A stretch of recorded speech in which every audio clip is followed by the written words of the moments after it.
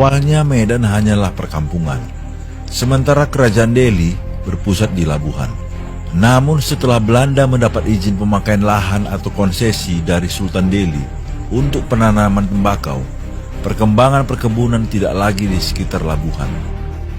Setelah lama menetap di Labuhan, pada tahun 1869, Jacob Nenthuis, pendiri Delhi Maskapai, pindah ke Medan yang kala itu masih bernama Kampung Medan Putri. Dia mendirikan rumahnya dan kantor perkebunan tembakau Delhi di antara pertemuan Sungai Babura dan Sungai Delhi. Perkembangan Medan Putri menjadi pusat perdagangan telah mendorongnya menjadi pusat pemerintahan. Tahun 1879, ibu kota asisten residen Delhi dipindahkan dari Labuhan ke Medan.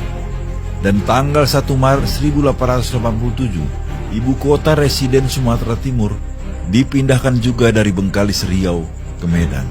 Istana Kesultanan Delhi yang semula berada di Kampung Bahari Labuhan juga dipindahkan ke Medan. Pemindahan ini bertepatan dengan selesainya pembangunan Istana Maimun tanggal 18 Mei 1891. Mulai saat itu, ibu kota Kesultanan Delhi resmi pindah ke Medan.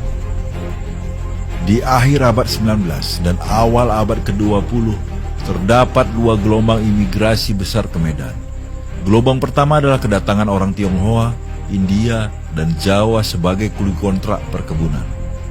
Tetapi setelah tahun 1880, perusahaan perkebunan berhenti mendatangkan orang-orang Tionghoa karena sebagian besar dari mereka lari meninggalkan kebun dan sering melakukan kerusuhan. Perusahaan tembakau Delhi kemudian sepenuhnya mendatangkan orang Jawa sebagai kuli perkebunan.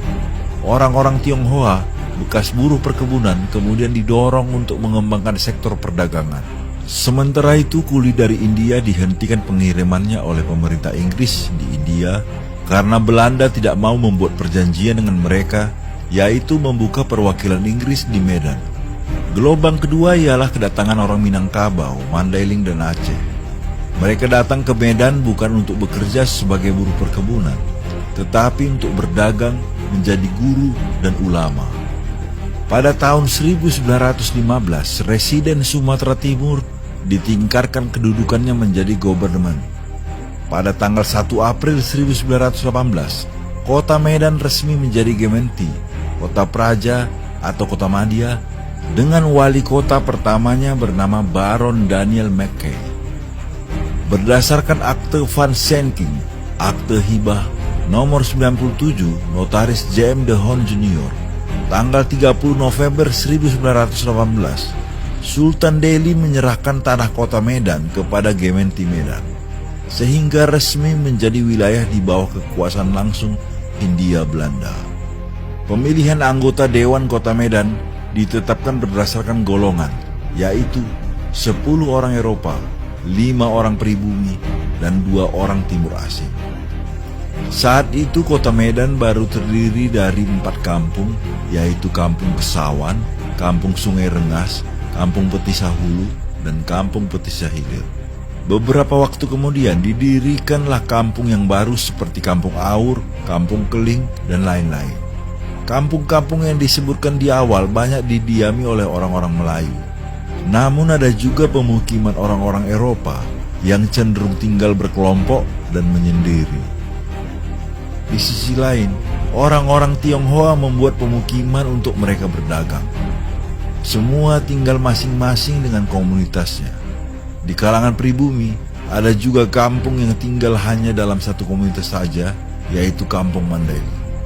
Pada tahun 1918, penduduk Medan tercatat sebanyak 43.826 jiwa yang terdiri dari Eropa 409 orang, pribumi 35.009 orang, Tionghoa 8.269 orang, dan Timur Asing lainnya 139 orang.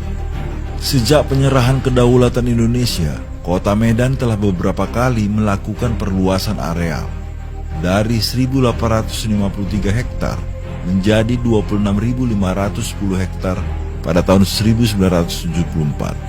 Dengan demikian, dalam tempo 25 tahun setelah penyerahan kedaulatan, kota Medan telah bertambah luas hampir 18 kali lipat dari zaman Belanda.